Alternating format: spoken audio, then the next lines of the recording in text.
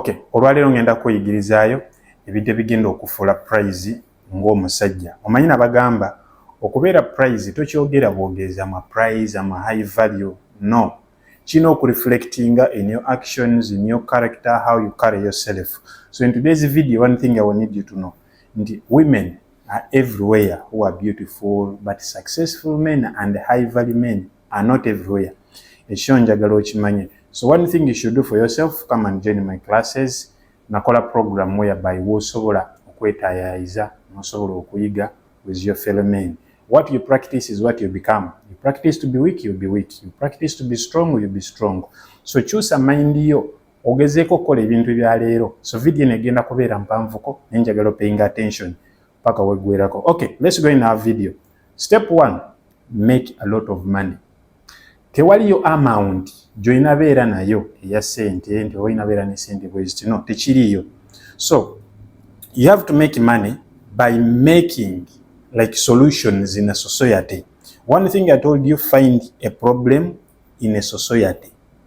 Problem eyo bw'omala ogifuna, work and create solution in the society. Then after you sell the solution, oshege, the solution will bring you money. For example, if you find out that there is no any tailor, there is no any restaurant, there is no any pharmacy, fix that problem in the community where you are. So money will come to you. That's how you will attract money. You get. So kino kijja kuleetera okubanga abantu bakulabanga value because you provide something within the society. Ochegeera. So SMV yo eberinya, all people would want to deal with you, would like to talk to you. So find this solution kijja kuyambako. That is how botandika okulinya hierarchy okubanga abantu bakulaba ndi mu society baina kye bakuyita. You can't be someone without like people identifying you. This person sells this person sells the phone. You have to identify yourself by doing something to the society. Step number 2, kill the lust. The lust of wanting, I want a girlfriend, I want a relationship, I want marriage, I want love, I want a companion. All these things, they are making you weak. So make sure you don't abandon your goals for cheap pleasure.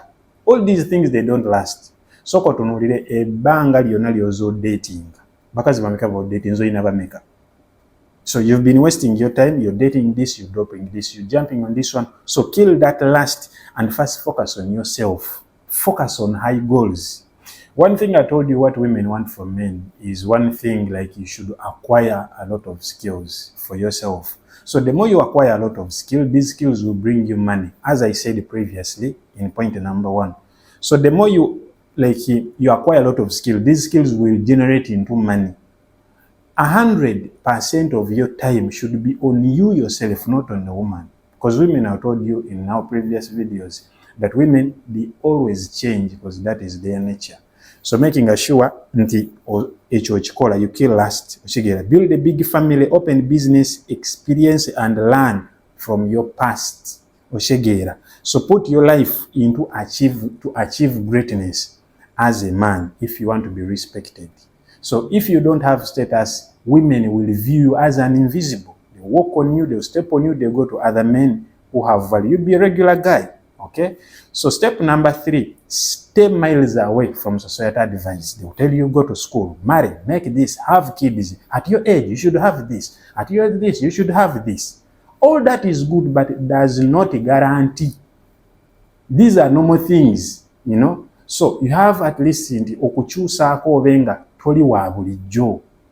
You have to stand out. The more you are there, they tell you, you work hard, you save money. Chengezako kugamba, stay away from societal advice because they are programming you to be weak. You'll be having a weak frame, they will think for you. You feel shy, you feel bad to say no because you fear the society to judge you. At this age, you should have kids. At this age, you should do this. They can tell you, but the decision has to be yours. I told you about the frame. Bear a strong frame. Have your own idea. Know what you want in life as a man. Because you are not a woman. A woman will come into your life, they want to see, are you strong or you're weak? The more you're weak, you'll be worked on. Okay? So, this is how you lead people or you lead a boring life because you move on societal advice. You don't have your own world. You are not creating your own world.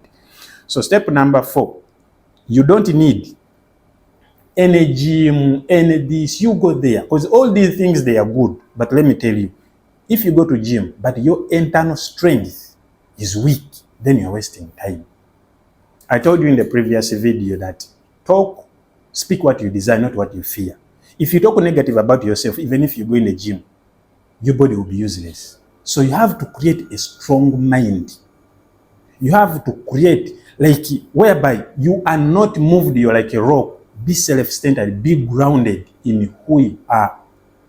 Know what you want from life.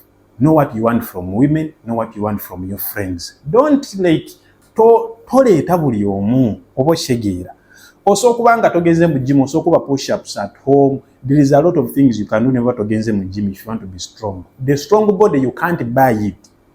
But the stoicism egamba nti omuntu kintu kyasobola okola is to build your mind to be strong, whereby you can control your emotions, you can control your reaction.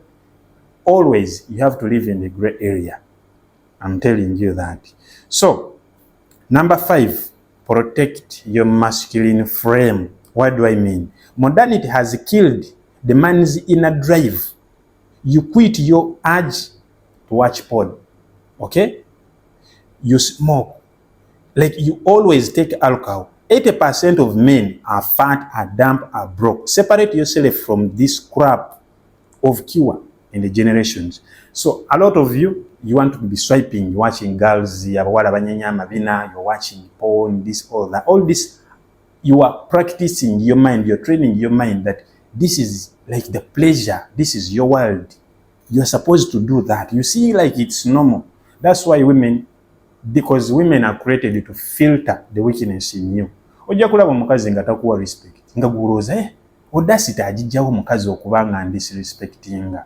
Such a thing is why? Because you yourself inner drive you or you driving out. So separate yourself. Gezako creating a life. You are different from other people because everyone they are in this generation, men are like uniform. Girls will jump from one man, they are saying all men are the same. Why? Because all men, they believe in the same. So protect your masculine frame. I told you, stay away from societal advice. Okay? Create your own world. Believe in something. Even if there is no one who believes in that, you will attract someone who has the same mind like you do.